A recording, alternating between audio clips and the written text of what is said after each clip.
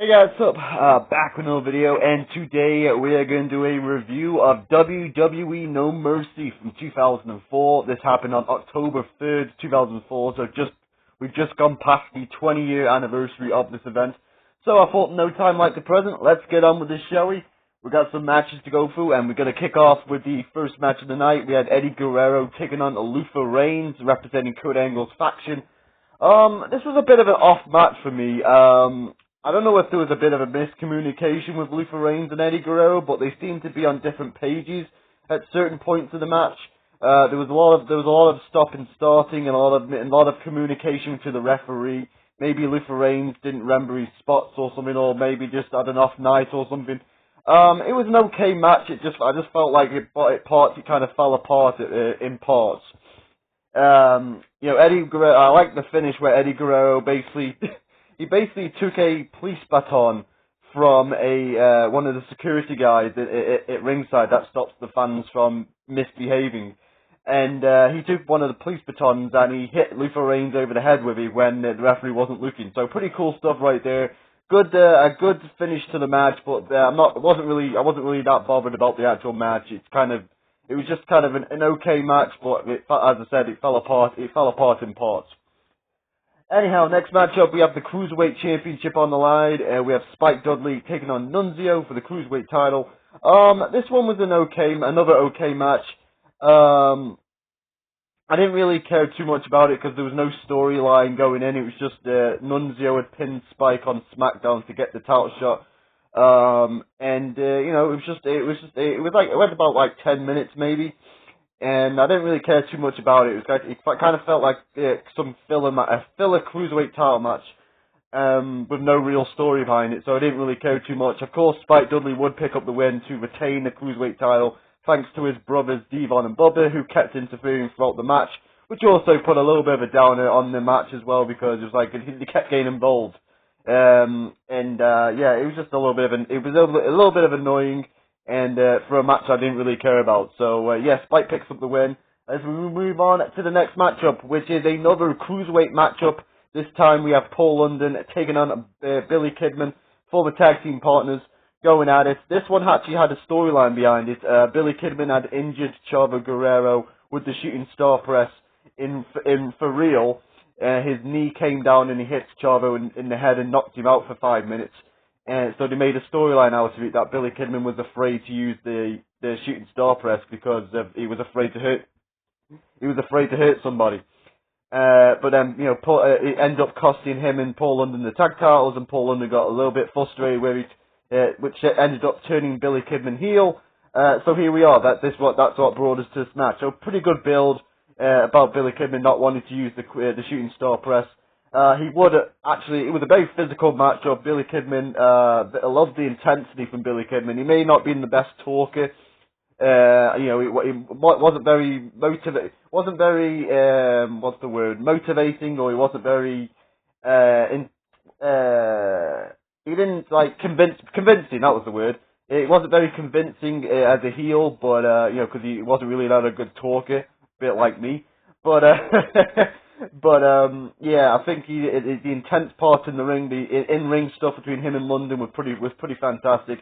It was up there as well. One of my matches of the night. I think it will. After looking back at my notes here, I think it probably was my match of the night. Paul London and Billy Kidman, because it was a really fantastic match. And then of course Billy Kidman would use the shooting star press as his knees would dig into the ribs, the bad ribs that he'd been working on of Paul London, causing internal bleeding. This time it was storyline purposes.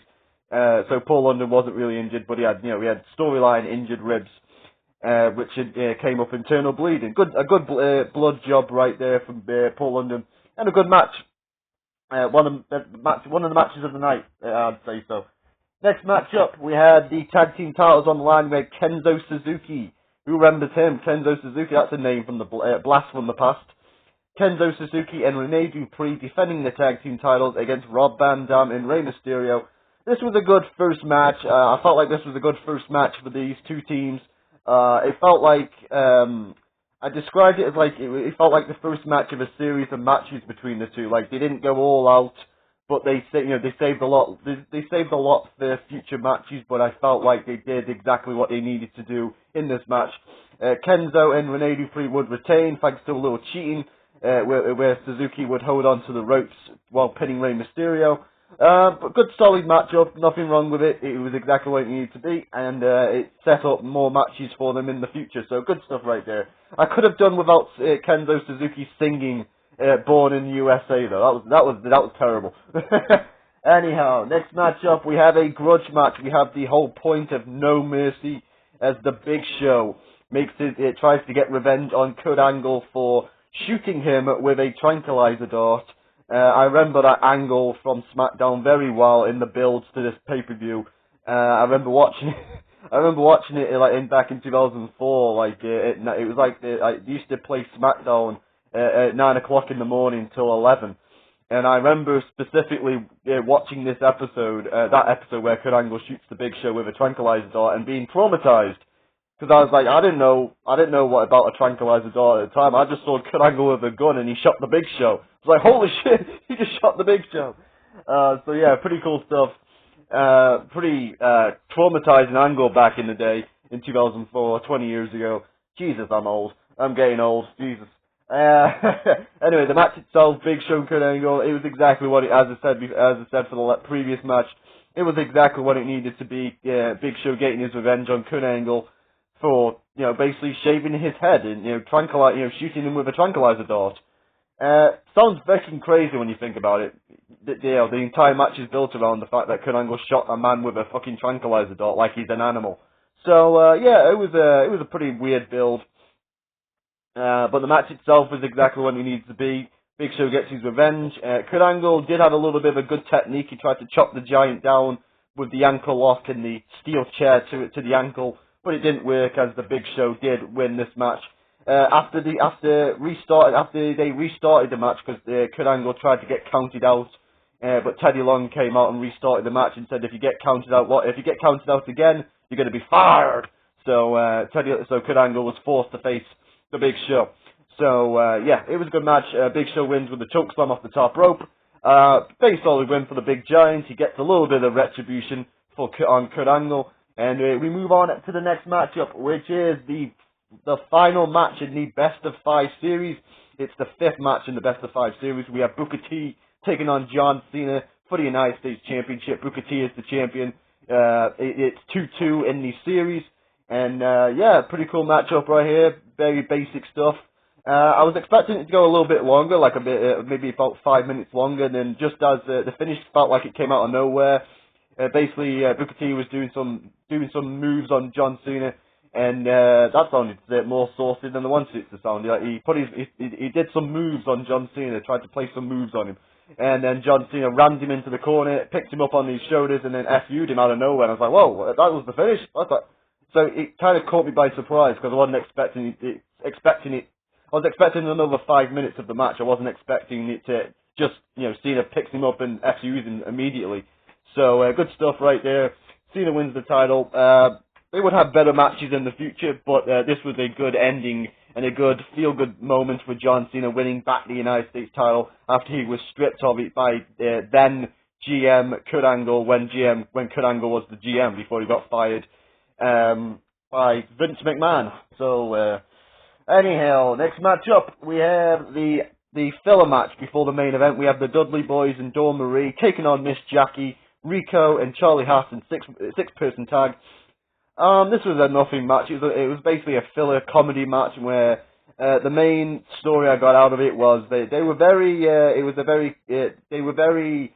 thingy with Rico's over the top flamboyancy. Like, he was acting all flamboyant and they were making jokes about it. Like, he's a little bit weird, is that Rico? And, there was a funny moment where Bubba Ray tried to kiss Miss Jackie. He wanted a kiss off Miss Jackie, so he closed his eyes and got on his knees. And then Miss Jackie tagged in Rico, and Rico smooched Bubba Ray. Not one of Bubba Ray's proudest moments, as he would go out the ring and start spraying himself with water to try to get the dirty taste of Rico out of his mouth. Apart from that, it was a very nothing match. Yeah, as I said, there was a couple of comedy spots in there, but it was just a match to kind of get the crowd ready for the main event, kind of bring them down, so you bring them to get ready for the main event. Could have done without it, really. It was really a nothing match. Anyway, the Rico and Charlie Hassan, Miss Jackie pick up the win, and we move on to the next match, which is the main event of the evening. We have, by God, it's JBL. JBL defending the WWE Championship against the Undertaker, in a last ride match, which is basically like an ambulance match where you have to stuff your opponent into a back of a vehicle, but this time it's a hearse instead of an ambulance, and you have to drive, and the person has to be driven out of the arena. So yeah, pretty good matchup right here, pretty good main event. JBL and Undertaker, they brought their A game. This is probably one of JBL's good matches. I'm not a big fan of JBL when he's in-ring wrestling, when it's just a simple wrestling match. But when it comes to like brawls and no disqualification matches, I think JBL kind of thrives in that kind of environment with the brawling style. The Texas barroom, the barroom brawl kind of style that JBL's got. So the physical style, and him and Taker, both Texans, good stuff right there. The ending though was a bit of a letdown because JBL would get some help from Heidenreich. Heidenreich would pop out of the hearse and help JBL to retain, and then afterwards, after JBL would win the title, JBL would retain the title, and then of course after the match, it would cut backstage, and Heidenreich would run a vehicle into the Undertaker's hearse. Like one of the 1,000 times that a wrestler tried to kill the Undertaker. I think these wrestlers need to learn by now. He's the dead man. He's the Undertaker. He will not die. He's the Undertaker.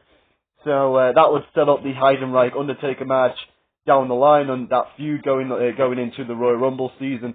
So it was a pretty effective finish to the No Mercy. I just didn't like the finish of it because it felt like JBL always had to have some kind of shenanigans or some kind of interference to keep the title for 10 months. So this was in the middle of the reign. So yeah, pretty cool stuff. I wasn't a big fan of the finish. Good match, wasn't a fan of the finish. So it was what it was. Anyway, I'm going to give this pay-per-view a 6 out of 10. Some good entertaining parts, some parts I could have done without, and it was in the middle show. Don't feel like you need to go out your way and see this pay-per-view. Unless you're a big fan of JBL and The Undertaker in the last ride match. So it was a show. It was indeed a show. That's why I'm going to give it a 6 out of 10. Could have gone lower. Could have gone a 5 out of 10. But I'm going to be generous and give it a 6 out of 10. And as I said, nothing you need to go out your way and see. But it was if you're in the mood for just a middle of the road show, nothing really happening show. In the middle in October 2004, I popped this in for a couple of hours and watch it. Yeah, nothing really harm done. I'll probably forget about it by tomorrow.